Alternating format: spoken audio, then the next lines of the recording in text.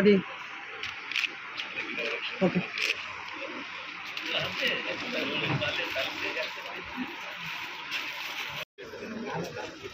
मैं थोड़ा दीजिए प्लीज पूरा जा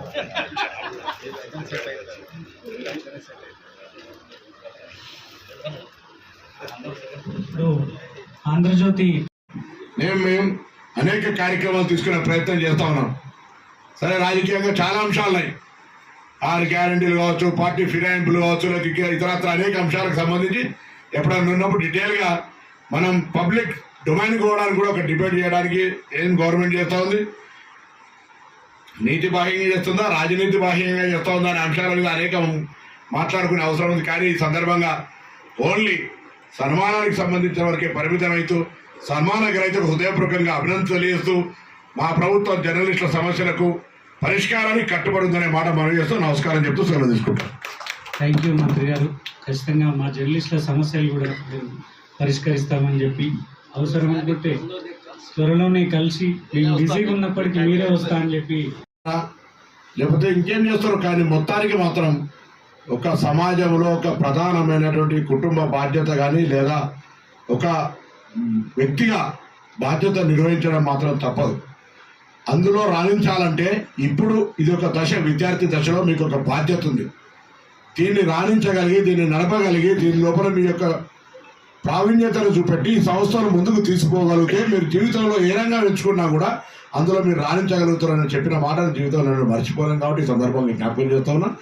సో ఏ పత్రికలో పనిచేస్తున్నా, ఏడ చేస్తా ఉన్నా, జరుగుతున్నా, మారుతున్న కాలానికి అనుగుణంగా ప్రజా సమస్యల్ని ప్రభుత్వం దృష్టికి తీసుకువచ్చేటువంటి మధ్య వారధి అయినటువంటి జర్నలిస్టులకు సంబంధించి ఇప్పుడు కూడా ఆ బాధ్యతను సక్రమంగా నిర్వహించే విషయంలో వచ్చేటువంటి ఒడిదుడుకులు, సమస్యలన్నింటినీ అధిగమించి ఆ పని సక్రమంగా చేయగలిగితే తప్పకుండా జీవితంలో ఒక సంతృప్తి అని ఉంటుంది. ఆ సంతృప్తి ఉన్నప్పుడు వాళ్ళ పేరు మీద అవార్డు వస్తుంది, వాళ్ళ పేరు మీద అవార్డు పొందే హక్కు వస్తుంది అనే మాటని సందర్భంగా మనం చేస్తూ అవార్డు ఇచ్చే విధంగా జర్నలిజంలో రాణించినటువంటి వారికి నివాళులు అర్పిస్తూ ఈరోజు అవార్డు పొందుతున్నటువంటి వారికి శుభాకాంక్షలు తెలియజేస్తూ అందరికీ దశాబ్ది హైదరాబాద్ ఆషాఢ మాస బోనాలు మీ అందరికీ కూడా శుభాకాంక్షలు తెలియజేస్తూ నమస్కారం చెప్తూ సెలవు తీసుకుంటాం. సానుకూలంగా స్పందించడం కానీ వేదిక వేరే ఒకటి అంశం ఇంకొకటి రావద్దనే ఉద్యోగాన్ని అర్థం చెప్పారు. వేరే ఇంకా తప్పుగా అర్థం చేసుకోవద్దని కోరుతూ మీరు టైం లేకపోతే నేనే వస్తాను, పర్వాలేదు. You are busy your committee. అదేవిధంగా ఈరోజు సీనియర్ జర్నలిస్ట్ పెద్దలు అమరన్న గారు, శ్రీనివాస్ రెడ్డి గారు, నేను విద్యార్థి నాయకుడు ఉన్నప్పుడు చూస్తూ ఉన్నాను. నేను ఎన్ఎస్సీ నాయకుడిగా 87లో నా డిగ్రీ కాలేజీ విద్యార్థి ఉద్యమాన్ని ప్రారంభించుకుంటే ఇలా 2024 అదేనన్నా అప్పుడు అన్న ఆంధ్రప్రభ స్టాఫ్ రిపోర్టర్ కరీంనగర్లో. సో అప్పటి నుంచి నా విద్యార్థి రాజకీయాన్ని మా గురువు చొక్కారావు గారి దగ్గర చూస్తూ ఉండండి. ఈరోజు నేను హైదరాబాద్కు సంబంధించి ఈ మధ్య ఏర్పడ్డ ప్రజాపాలన ప్రభుత్వం, ప్రజల పాలన కింద వచ్చిన ప్రభుత్వంలో మంత్రిగా హైదరాబాద్ లాంటి స్టేట్ హెడ్ క్వార్టర్కు ఒక పార్టీ కార్యకర్తను కాబట్టి ఇక్కడ ఉన్నటువంటి పరిస్థితుల్లో రాజకీయంగా ఆ పార్టీకి సంబంధించినటువంటి ప్రాతినిధ్యం తక్కువ ఉంది కాబట్టి ఒక సంస్థాగతంగా నడపాలనే ఉద్దేశంగా ఇన్ఛార్జ్ మంత్రిగా ఉన్నాను.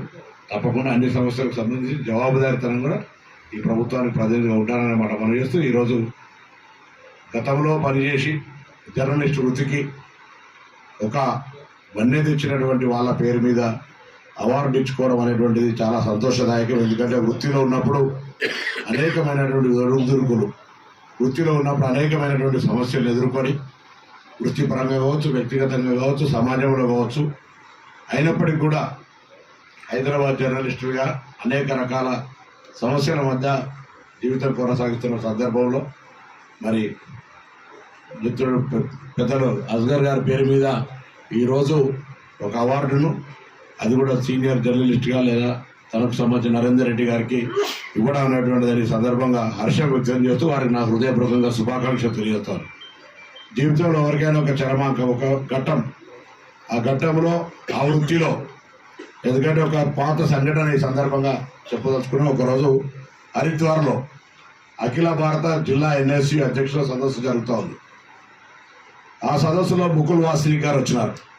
బుకుల్ వాసిని చెప్తా ఉన్నారు, దేశం మొత్తం మీద ఇన్ని మంది జిల్లా అధ్యక్షులు ఆనాడు 560-600 మంది జిల్లా అధ్యక్షులు వచ్చినారు. దేశం మొత్తం మీద అన్ని రాష్ట్రాల 28 రాష్ట్రాల, 29 తెలంగాణ లేదు, వచ్చినారు. జాతీయ ఆఫీస్ బేరర్లు, రాష్ట్ర ఆఫీస్ బేరర్లు చాలా మంది ఉన్నారు. ఎన్ఎస్ఏ మొత్తం భారతదేశ